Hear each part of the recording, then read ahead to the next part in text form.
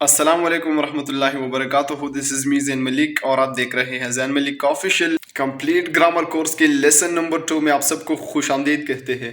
So guys, आज की इस वीडियो में हम बात करेंगे टाइप्स ऑफ सेंटेंस के बारे में। सो चले स्टार्ट करते हैं।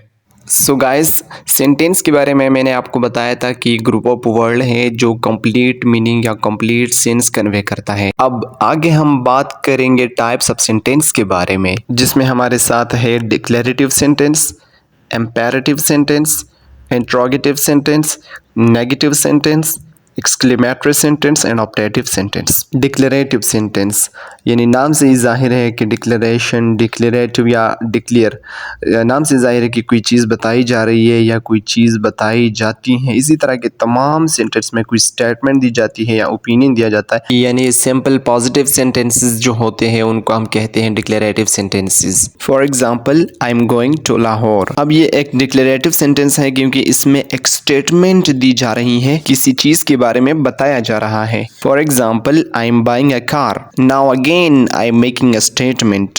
यानी इस तरह के तमाम पॉजिटिव सेंटेंसेस को हम कहेंगे डिक्लेरेटिव सेंटेंस। एक और अहम बात जो आपने जहन में रखना है कि डिक्लेरेटिव सेंटेंसेस के आखिर में फुल स्टॉप लगाया जाता है। सेकंड नंबर पर हमारे साथ आता है इम्पेरेटिव सेंटेंस। इम्पेरेटिव सेंटेंस एक ऐसा जुमला होता है जिसमें कोई कमांड, रिक्वेस्ट या कोई इंस्ट्रक्शंस दी जाती है। तो ऐसे तमाम जुमलों को हम कहते हैं इम्पेरेटिव सेंटेंस। यानी मेरे कहने का मतलब ये है कि एक ऐसा जुमला जिसमें किसी को नसीहत किया जाए, हिदायत दी जाए या कोई हुक्म किया जाए।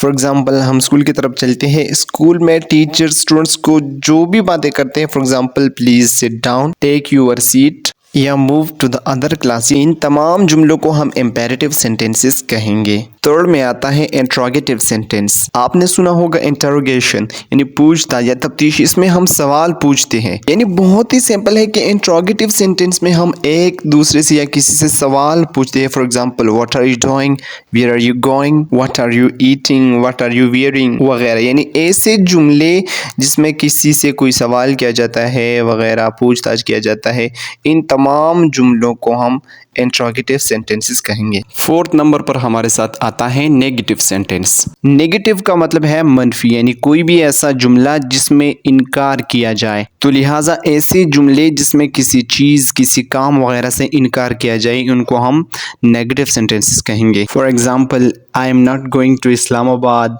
he is not wearing his shoes, he is not going with me।